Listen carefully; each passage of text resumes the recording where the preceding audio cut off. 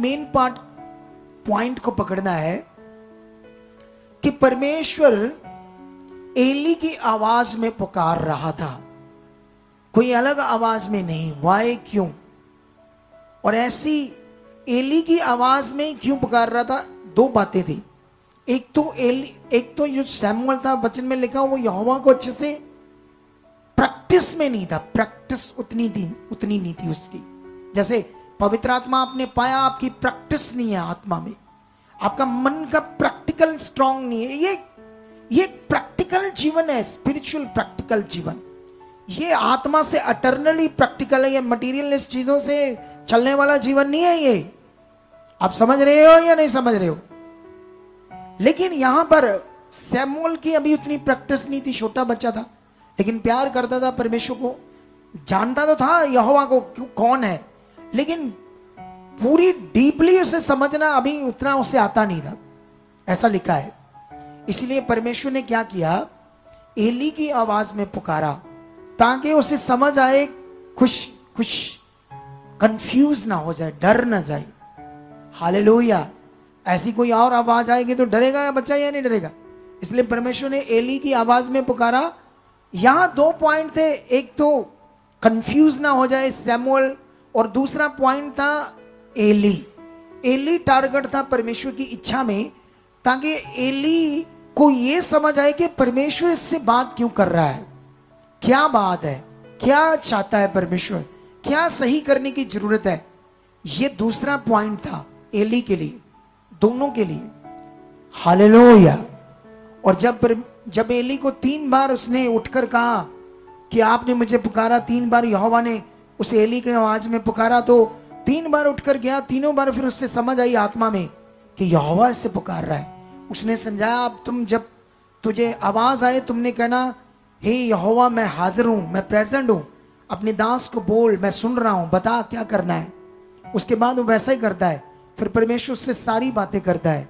मैं इज़राइल में एक ऐसा काम करूंगा जिससे सन्नाटा छा जाएगा, क्योंकि वो बात करता है एली के पुत्रों का सर्वनाश, एली के पुत्रों का आने वाले दिनों में जो हर्ष होने वाला था, उनकी जो मौत दर्दनाक होने वाली थी, क्योंकि वो पाप कर रहे थे, कुकर्म कर रहे थे, यहोवा के भवन के साथ, परमेश्वर के साथ गंदी चीजें कर रहे थे। उनके अंदर कोई डर नहीं था, कोई आत्मिकता नहीं थी, और एली भी उस पर कोई अच्छा वर्क नहीं कर रहा था। अपने बच्चों को मोड़ने के लिए कोई स्ट्रांग प्रे नहीं कर रहा था, कोई प्रैक्टिस नहीं कर रहा था कि मैं इन्हें बचाऊं और परमेश्वर में चलाऊं। वो भी इतना ध्यान नहीं दे पाया। लेकिन एली तक ये मैसेज था, दोनों तरफ, सैमुअल की तरफ, एली की तरफ, ताकि उनका नाश ना हो, वो बचाए जाए। परमेश्वर हमेशा मन फिराने वालों को क्या करता है? क्षमा करता है, माफ करता है। हालेलुया। और ये टीचिंग हमारे लिए, मेरे बच्चे, कोई ध्यान नहीं मेरे बच्चों के ऊपर, सच्ची पूछ लो मेरे घर में, कानून परमेश्वर के पहले परमेश्वर का आदर हमारे घर में, कोई ध्यान नहीं इस विषय में, कोई कंप्रोमाइज नहीं, कोई बच्चों को लाड लूडनी, लाडू तुम लाडू मुंडा, ऐसा कुछ नहीं करते हम। हुण की करिए, बड़ा हो गया तो हुण इनू की कहिए, चलो आपे प्रभु करू, प्रभु इनू ठीक करू।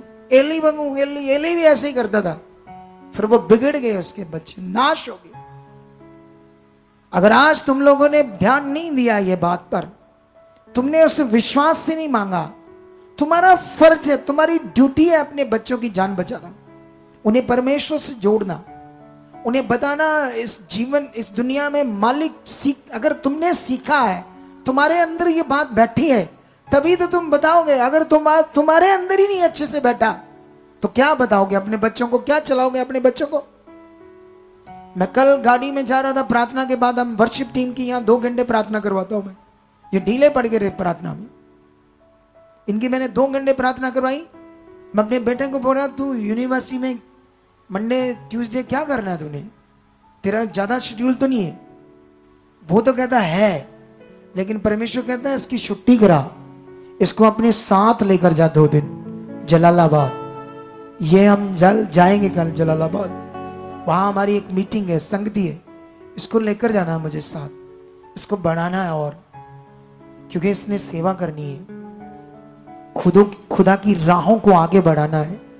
खुदा के लिए मेरे बच्चों ने जीना है और लाखों लोगों को इन्होंने चलाना है।